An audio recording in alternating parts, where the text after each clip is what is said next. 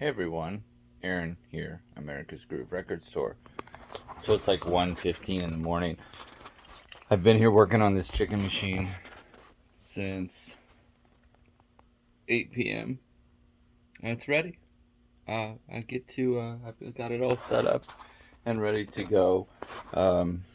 It's a long story, but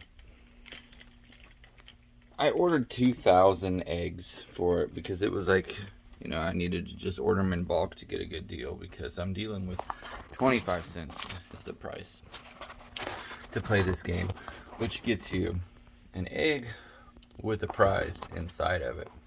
So the best way I could see to do it after I'd invested in the machine was to go big, get a bunch of prizes, a bunch of eggs. So I got 2,000 eggs. They came. This is what's taken this so long for me to get this up and running. The eggs came and damn it, they were the wrong size. They didn't work. They were 2.25 inches and needed to be at least 2.5 inches. So that quarter inch was allowing a second egg to kind of get lodged down into the hole that the egg falls into. And under the springs that boot out eggs, this was allowing, that quarter inch was allowing a second egg to get underneath the springs, and bam, voila, double prizes every time for a quarter. So that wasn't working for me. So I was like, damn it. So I sent the eggs back, and I looked and looked and looked, and I was like, okay, I finally found a good deal on the right size egg, but it was still a 2,000 quantity. So I ordered 2,000 more, and I got them. And at least like they were like these cooler collars, because the first ones were like pastels, very much like Easter eggs, not as cool for like this vintage machine. And so I right away, I had waited in a week on the first batch of eggs, and those didn't work. So I reordered, and a few days went by or so, and I got the eggs. And sure as shit, they were the same size as the first one. They were 2.25 inches, and it just didn't work. So I have had to, at this point, I was like, man, this is the most like common size of an egg, obviously. And so at this point was like, it's in my best interest just to manipulate the machine. But it's a collectible to me. It's a vintage piece of machinery, so I didn't want to compromise the integrity and the originalness of the machine. So I needed some time to think about how I was going to engineer it to make it work. But basically, I went out to Menards this evening, and I found some 3-inch caps.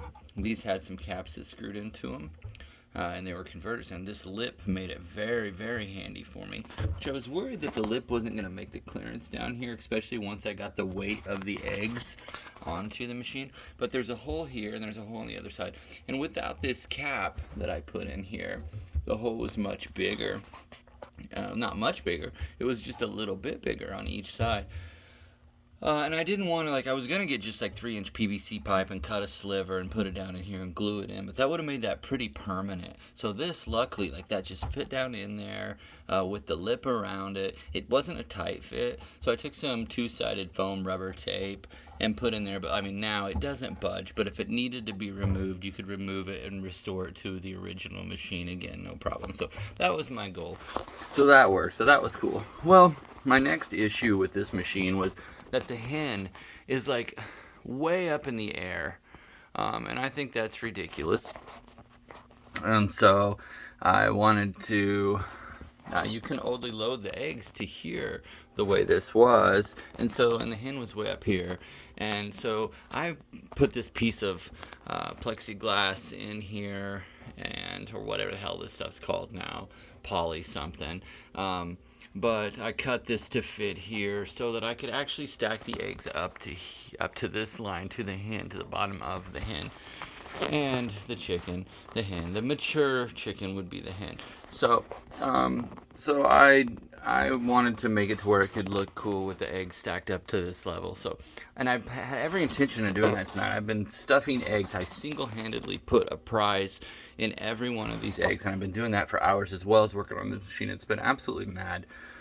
And but I wanted to make it look cool, but the problem was I didn't run out of eggs. I have 2,000 eggs, I ran out of prizes, and I don't know even how, man, because I swear I had like over 500 prizes. And this doesn't look like 500 eggs, but out of the 2,000, there's at least like 25% gone. So I'm like, oh my God, there actually is like at least 500 eggs in this thing. I've been doing this forever. So anyway, the machine works. It's cool. I did a little bit work to the styrofoam hand to strengthen the bottom of her where she does set on the pole, because I was afraid that she was gonna break. And then of course, that had like this original old light bulb that got really, really hot. I mean, it was an old, like, man, it had like Thomas Edison's fingerprint on it, I swear. So I put a quick LED bulb in that, and so when I put this sucks too. This is another thing that took forever.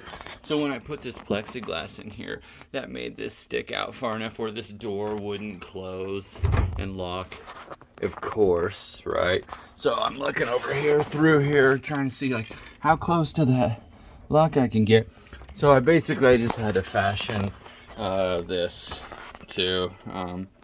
And that was just a little, like, some bending of a piece of metal, and made that work. But now it fits. It's got a decent lock. It's a little tricky. There it is. It's locked. That's cool. And here would be like, I'll turn this around. And like, so here's the demo of the machine. You guys all have to come check it out for yourself. But uh-oh, and so we got an egg. Uh-oh, what's in there? Oh. Lemon head. Oh, what a ripoff. Alright guys, that's pretty much the chicken machine. I'm really, really excited about it. It's so cool. Uh-oh. Uh-oh. Oh, there it is. Okay. Maybe a little WD-40 on that, or some oil. It's old, but it's cool. Alright, now that one's gonna be a surprise in case it's another piece of candy or something really lame. Alright guys, bye-bye.